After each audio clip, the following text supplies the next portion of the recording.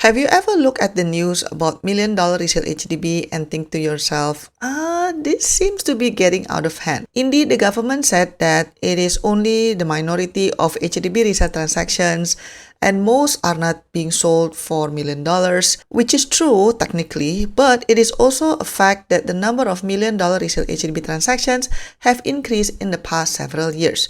$1 million HDB is no longer an outlier, but it has become an expectation, especially in mature towns with relatively young HDB flats. If you're thinking to yourself, well, why doesn't the government just stop this? In every coffee shop debate about housing or even in online forums, there is one nuclear option that people kept mentioning, which is, what if we just ban the resale market? Imagine a world where you buy a flat from HDB, and then when you're done with it, you can only sell it back to HDB at a controlled price. There's no more cash over valuation, no bidding wars, and that way there will be no $1 million flats. It sounds like a radical new idea, but here's the plot twist. Singapore actually used to do this. So if we go back to history, back in the 1960s, when the Home Ownership for the People scheme was first launched, to be exact, in 1964, an HDB flat was not an investment or an asset. It was purely a roof over your head. So the rule back then was, if you wanted to move out or buy a new flat, you had to sell your current one back to HDB. Regarding the price, HDB will buy it back at the original purchase price, plus maybe some allowance for improvements, but you will not make a single cent of profit. So this policy lasted until about 1971. That year, the government decided to allow owners to sell their flats on the open market to other citizens. They did this to encourage upward mobility, which is basically to let people build up some savings so they could eventually afford bigger flats or private homes. So what are the pros and cons if, let's say, HDB implement this nuclear option today? So if we look at the system currently, the paradox of expensive leftovers would vanish if people can only sell back to HDB, because HDB would set a price based on the remaining lease and the original cost. So what are the pros? Number one, it will give true affordability. Prices would be linked to income and depreciation and not market sentiment. So for example, a 4-room flat in Queenstown would cost more or less the same with a 4-room flat in Jurong West, but it will be adjusted for the land lease. And second impact is that this will end the BTO lottery effect. So currently, if you manage to get a BTO in a mature town or in a very strategic location, you've essentially won at least, $500,000 in future profit or even more. But in a buyback-only system, that lottery effect will disappear. And then the third impact is that zero speculation.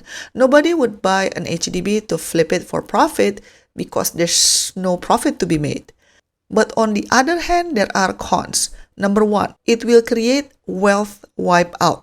For millions of Singaporeans, their HDB is unfortunately considered as a nest egg.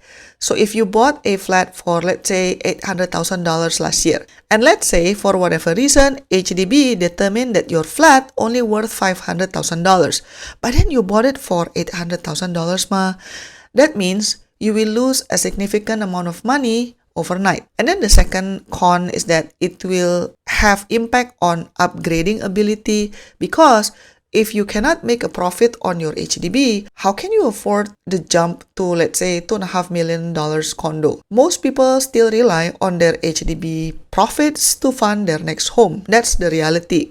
And then the third impact would be there's no incentive to renovate, because why spend $100,000 on a beautiful designer home if you're going to sell it back to HDB at a fixed price that doesn't care about your Italian marble floors anyway? So those are the pros and cons.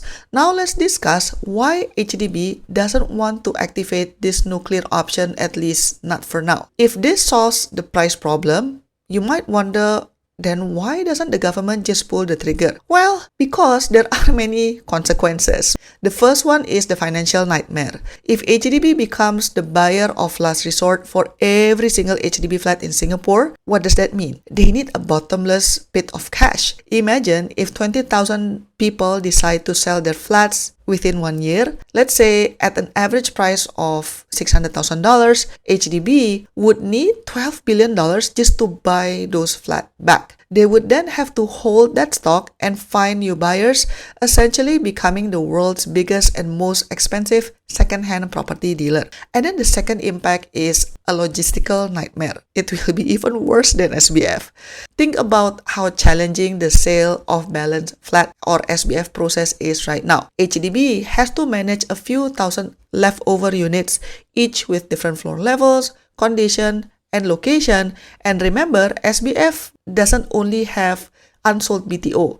It also have a lot of older repurchased flats. Now, imagine if HDB had to buy back all like 20,000 plus flats that are currently sold on the resale market every year. You can imagine the inspection headache because HDB would have to send inspectors to every single flat to check if the owner broke the walls or ruined the flooring before buying it back. And then second, there will be inventory crisis because HDB would essentially become the country's biggest second-hand dealer.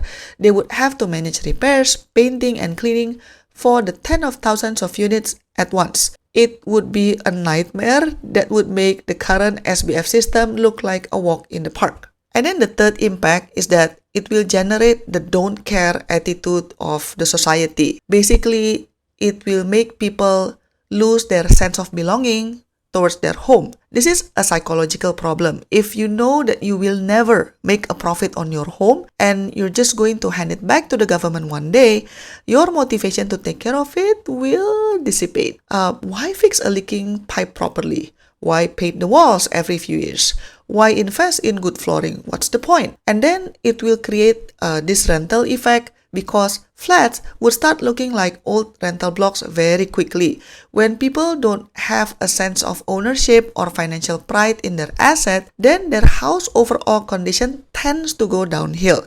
You would end up with a terrible condition flat that HDB then has to spend millions of dollars to refurbish before selling it to the next person. And then the next impact is the fairness trap. How do you value a flat fairly without a market? If HDB offers the same price for a unit facing a noisy highway and a unit facing a large park, the person with the bad unit is happy, but then the person with the good unit will feel cheated. HDB would have to create incredibly complex formulas to account for floor level, view, wear and tear, etc., leading to endless appeals and complaints from citizens. And then another impact would be the stake in the nation philosophy. So this is a big one. So Lee Kuan Yew's original vision for home ownership was to give every Singaporean a financial stake in the country. He believed that if people own an asset that grew in value as the country grew, they would work harder and defend the nation. But if an HDB flat is just a rental with additional procedures that will never goes up in value, that emotional and financial tie to the country's success might weaken. So what's the summary? Switching back to a sell back to HDB model would certainly kill high resale prices, but then it would also kill the Singaporean dream as we know it. It would turn our housing market from a wealth building tool back into a welfare service. While I don't think the government will go back to the 1960s model, we do see some alternatives being offered. For example, with the current Plus, Prime, and also PLH model, you would need to give back a portion of your profit to HDB. It is their way of trying to have the best of both worlds, which is allowing a market to exist, but taxing the excessive luck out of it. However, there is a real risk that this tax could backfire and might drive prices higher. Think of it from a seller's perspective. If you know that you have to give 9 to 14% of your sale price back to HDB, as we've seen in recent BTO launches, then you might not just accept a lower profit. Instead, you might mentally add that 14% to your asking price. Sellers often have a target net amount that they want to reach to afford their next home. If let's say they need $500,000 in cash to upgrade and they know the government is going to take a huge slice, they will simply raise the sticker price of the flat so that their remaining profit is still $500,000. In their minds, the clawback is not a penalty, but it's just another cost of doing business that the buyer eventually has to pay for. This creates a dangerous price floor where the clawback actually anchors the market at a higher level. The only thing stopping this from spiraling out of control is the $14,000 income ceiling for future resale buyers of these flats. But then again, there will still be people who are cash rich, right? This could lead to a deadlock market where sellers refuse to lower prices because of the clawback, but buyers can't pay more because of the income cap.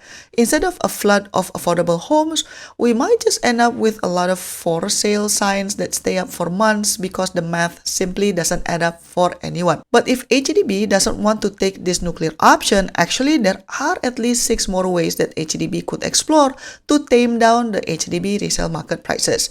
Check out the answer on my other video, exclusive for members only. To support my work, you can give a one-time tip by pressing the thanks button, pick the amount that you want, and click buy and send.